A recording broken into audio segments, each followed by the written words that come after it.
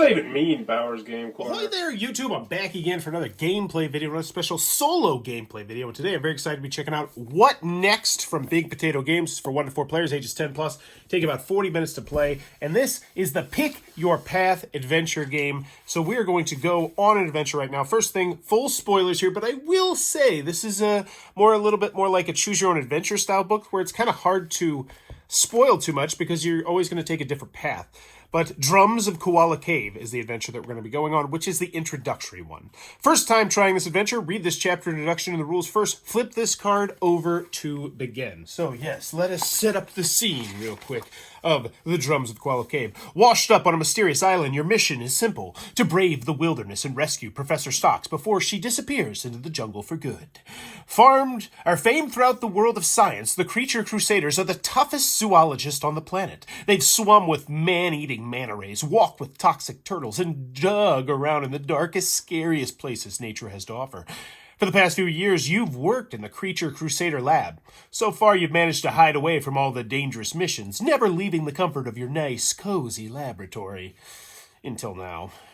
A few weeks ago, your beloved mentor, Professor Stocks, jumped in her speedboat and left for a much-needed vacation. Naturally, she chose the most mysterious destination she could find, a small island off the coast of Australia where rumors of strange animal behavior had begun to surface. You haven't heard from her since she left, and she was due back 3 days ago. You ring head office, but it's no use. All the other Crusaders are busy in Bulgaria trying to track down the legendary veggie vulture. With no one else to turn to, you decide to do something drastic. You pack away the books, rent a boat online, and head into the field for some first-hand science action. Make it back with the professor, and you'll be a bona fide creature crusader for life. Presuming you make it back at all. In the adventure, your time dial represents the time of day. So yes, we're going to start our time dial, bloop, right there. And so now we are ready to start our mission. Flip this card over to begin, and we are now into the story. The Ocean Explorer 2000 that you rented online turned out to be a canoe with flames painted on it. Reluctantly, you set sail. As you approach the island, the sea swells, sending a 20-meter wave crashing down on you. You and your supplies are thrown into the air. You plunge into the ocean with a splash as everything goes dark. Randomize the time of day by closing your eyes and turning the time dial for 3 seconds. And then start the adventure. 1, a 2, a 3, a 4. All right, so boom, right there. So now we start the adventure, and then what I'll do is I'll put this back into the box, and I think that's the easiest way to organize it that I've found. And I do love this box system. So now we're going to go to our first location card, location 1. And since it is the daytime, we will be looking at the daytime side. If it were the nighttime on this dial, we would be looking at the nighttime side. As you open your eyes, you're relieved to find that you're not dead. However, your canoe wasn't so lucky. You've washed up on the beach. Surveying the island, you see a huge mountain surrounded by a sprawling jungle. From somewhere within, you hear the faint sound of beating drums. Do I investigate the wrecked canoe, or do I head into the jungle? Now, I'm going to try and play this differently than I played with my kids. So we went into the wrecked canoe. I'm going to head into the jungle, which means I now go get card 3, location card 3, which is that one, and this is just such a clean system. And then we turn this. That's the next big thing. Oh, but it's a nighttime, so we now are not going to deal with this. We deal with that. You walk into the wilderness as nighttime approaches, feeling your way through the darkness. Suddenly, you feel wings flapping around your head. You fight back, and it squawks loudly, clawing at your head with razor-sharp talons. So this symbol means that we have to put one of these stones up. Now, these stones are how you lose the game. Essentially, you're trying to get to the end of this deck by going through the story, but you have to stack up these stones, and if any of the stones are to fall, well, then you lose the game. The creature flies off into the distance. It sounds annoyed. So I could follow the squawking, or I could stick to the trail. Yeah, I'm gonna not follow the squawking. I have no interest in running back into you again, bird. No, thank you. So now we turn it again, because every time you draw one of these cards, you turn it. Bloop. Feeling like Indiana Jones in a lab coat, you fight through the undergrowth, tearing down vines and branches as you follow the parrot. Wait, what? Oh, no, I want 7. I want to stick to the trail. Never mind. Ignore that. ding, ding. Okay, I don't feel like Indiana Jones. Not today. That's a different path. Oh, don't touch that purple stone. You continue along the trail as the ground slowly turns into mud, then swamp. Suddenly you hear a faint plop behind you. Looking up, you see a trio of koalas staring down at you. Did they just throw something? Up ahead, you can see a clearing. However, there's a lot of swamp to get through, and you're not sure about these koalas. I like those two. I don't like him. So I can either persevere through the swamp or abandon the trail and follow the parrot instead. I don't give a damn about the parrot, Big Potato Games. I'm following that trail. Let's go. 16.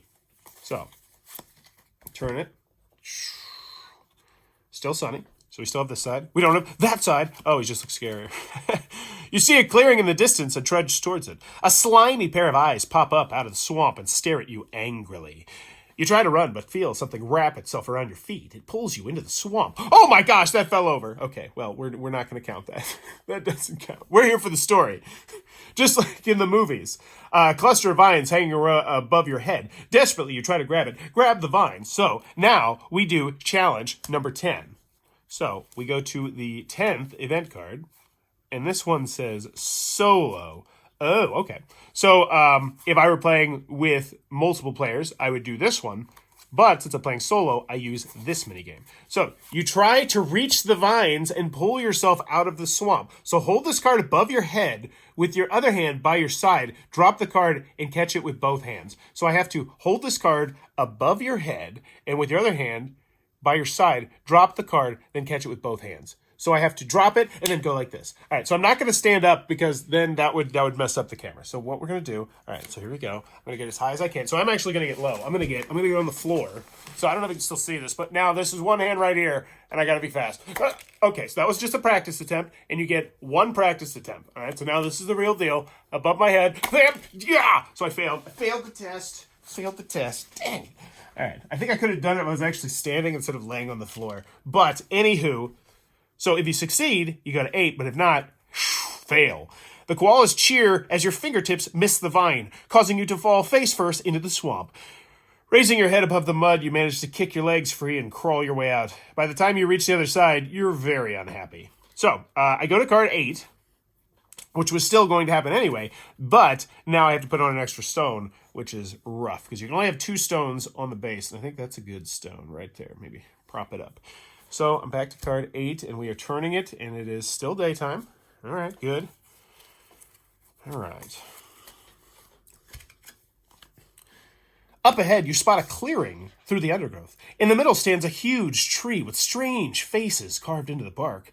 At the top of the tree, the parrot squawks at you. It's that dang parrot!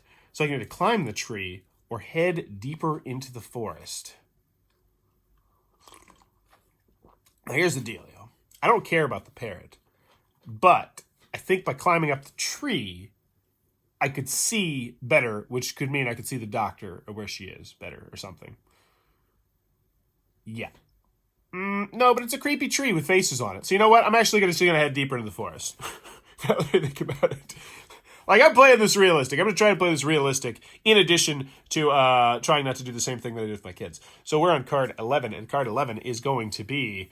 Oh, nosers. Oh, it was going to be us getting hit with fruit, and now it's going to be something different. As night approaches, you manage to find your way back to the path. You walk in peaceful silence until suddenly clusters of fruit start raining down from the treetop. A melon crashes into your head, knocking you to the ground. Oh, I gotta put 2 of these on. Lying on your back, you see a faint shape in the trees. It scuttles down to the ground and disappears into the jungle. Follow the shape or continue towards the mountain. I don't care. I don't want to pursue this. All right, so this is... I might cheat. We might just do the story and forget about these things, because this is going to be hard.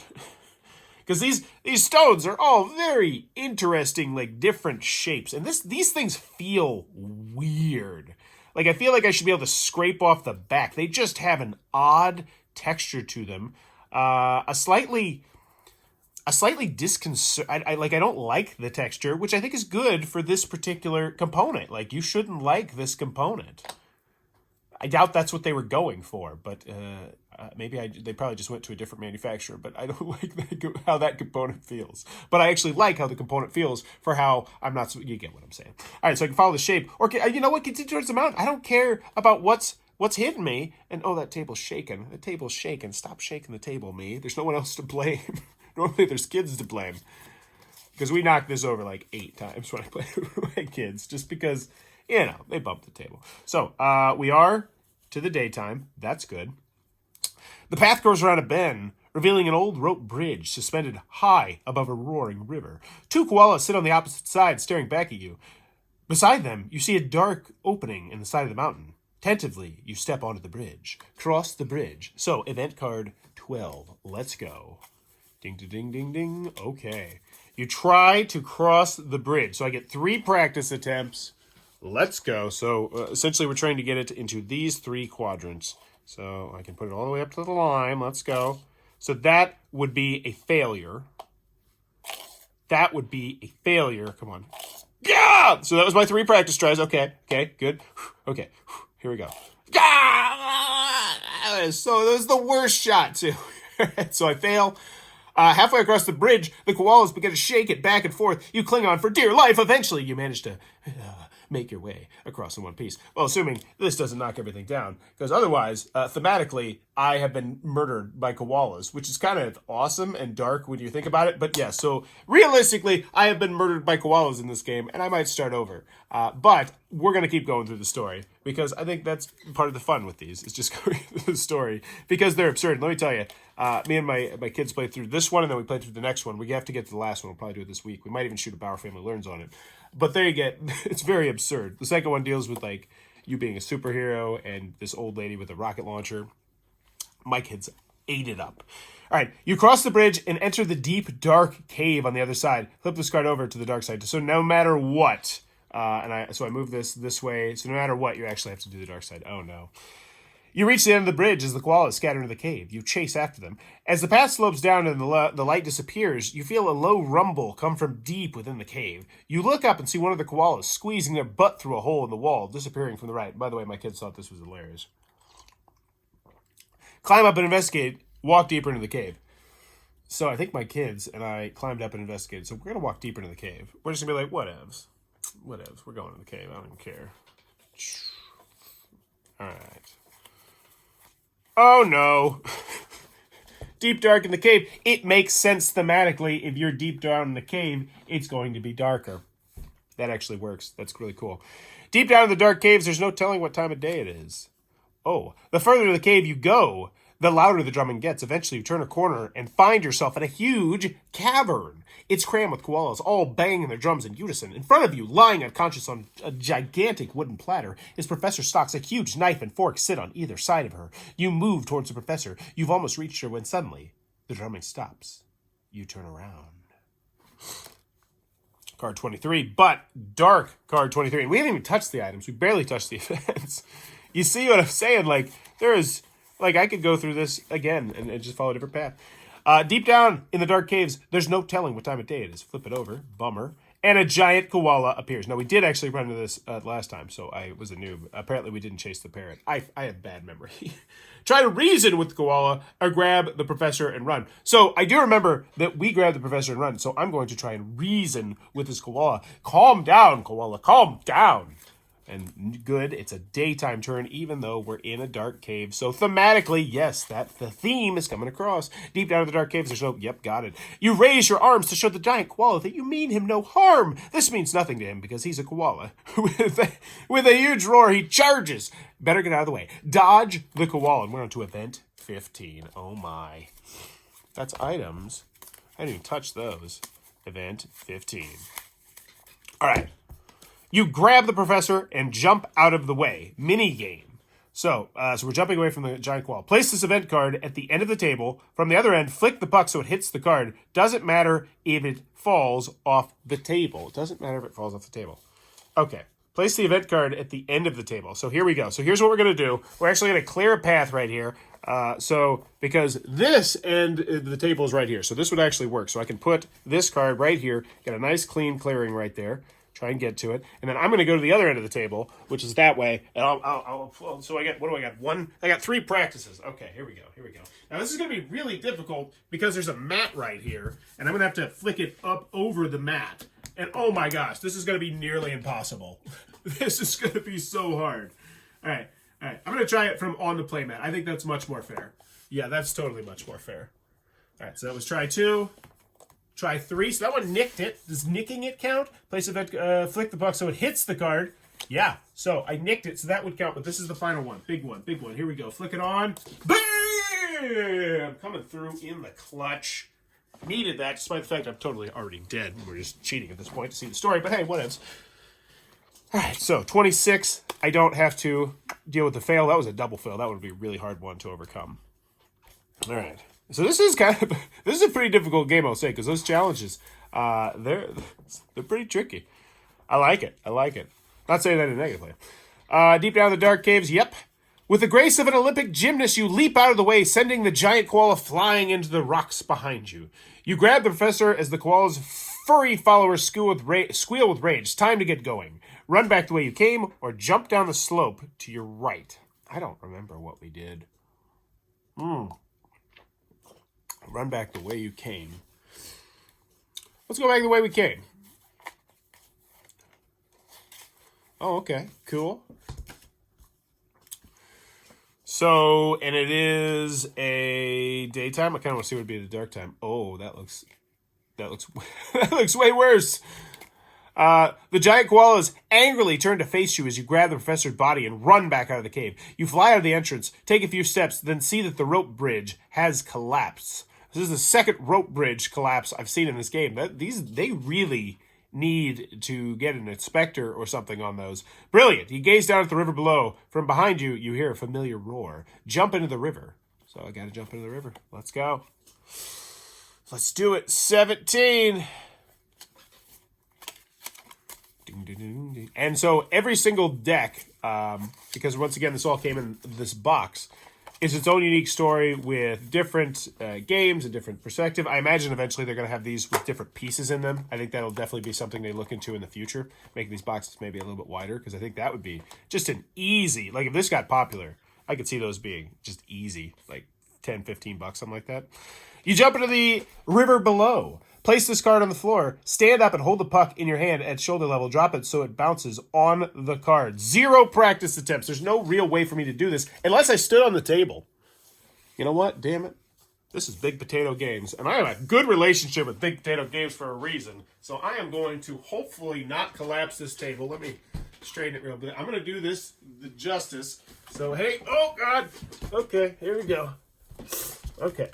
All right, okay, my head is on the ceiling. My head is touching the ceiling. So this is, I am in the rafters. Oh my gosh. All right, so I need to move it, squeeze it a bit over that way. Here we go.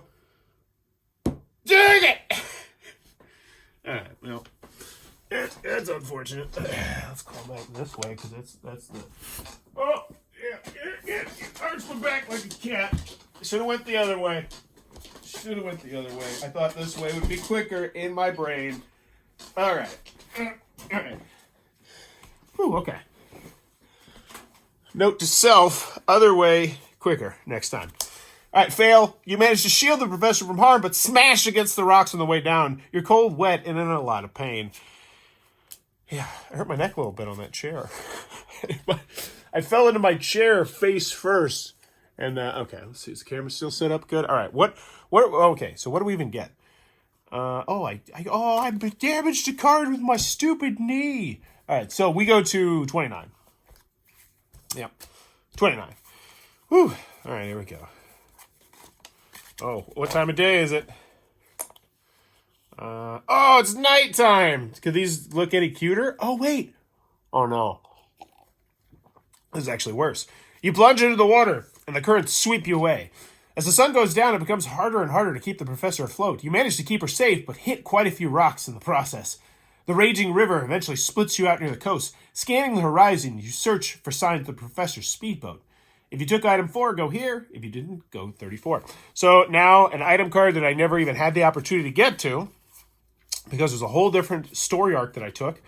I can't. So that's really cool. And I love that. I think that's so neat. So 34, but we are at daytime. And you can imagine if you were actually playing this, you would have you'd probably have 8 of these things stacked up. This thing would be it'd be very difficult, which I like. So what do we got? 34. Let's go. Let's wrap up this story. I think we are towards the end. Yes. You reach the boat, push the professor on board, and climb in. Turning back to the island, you see something incredible striding after you. The koalas have all piled together to form a mega koala. You kick open the fuse box and quickly try to get the boat started. Hotwire the professor's boat. We have another challenge. It is number 20, and it is, it's one of these ones. All right, here we go. Hotwire this boat. Let's do it. 3 practice. Boom. Nailed it. Also nailed it. Really, literally nailed it. And, of course, got 1 inch on the right. God. All right, 35. Well, either way, I'm going to guess our scientist friends woke up and hotwired the boat or something because we failed. But the boat roars into life as you speed away from the island. After a few deep breaths, you turn to the professor and ask, why on earth would you ever pick this place for a holiday? The professor opens her eyes, looks up and whispers, wanted a little quality time for myself. And she falls back asleep. You sigh as the boat speeds off into the distance. When you get back, you're asked for a raise. So speed off into the sunset. I love the pun at the end. My son really loved the pun at the end. And then there is the end. And that is the end of the story.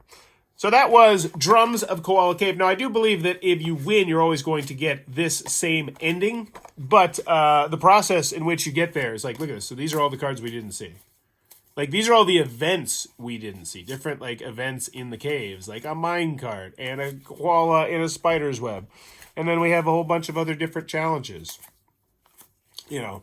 And some, like, we didn't even get to see some of these. This is where you do, like, shapes.